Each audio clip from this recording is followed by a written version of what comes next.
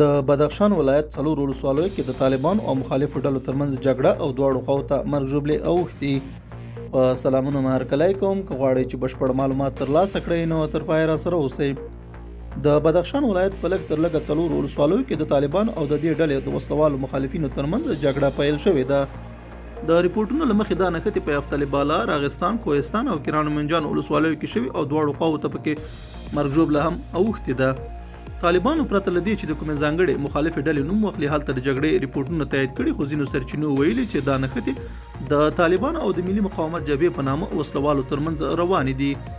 د طالبانو ویاند ذبیح الله مجاهد خبرو کې هلته د جګړې ریپورټونه تایید کړي او وايي سیمه کې د دښمن پر ضد چڼیز عملیات پیل کړي.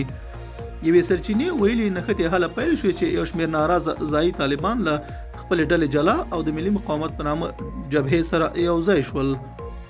د سرچینې په وینا بدخشان کې د طالبانو د کشف امیر عبدالحمید له خپلو 100 تنو وسلوالو سره مخالف لوري ته اوښتی، خو طالبانو تر اوسه په دې اړه څه نه دي ویلي. د ریپورټونو له مخې طالبانو د چورلکو په مرسته د بدخشان ځینو سیمو ته د جنګي اکمالاتو لیږدول هم پیل کړي دي.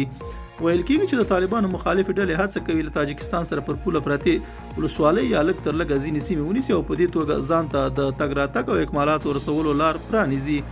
که څه هم په تیر یو کال کې د افغانستان ځینو سیمو کې د طالبانو او د دوی د مخالفو ډلو ترمنځ وسلوالې نښتې شوي دي، خو دا لومړی ځل دی چې د یو ولایت په څلورو ولسوالیو کې هم مهاله جګړې کیږي. دا زموږ نننی چمتو شوی مطلب.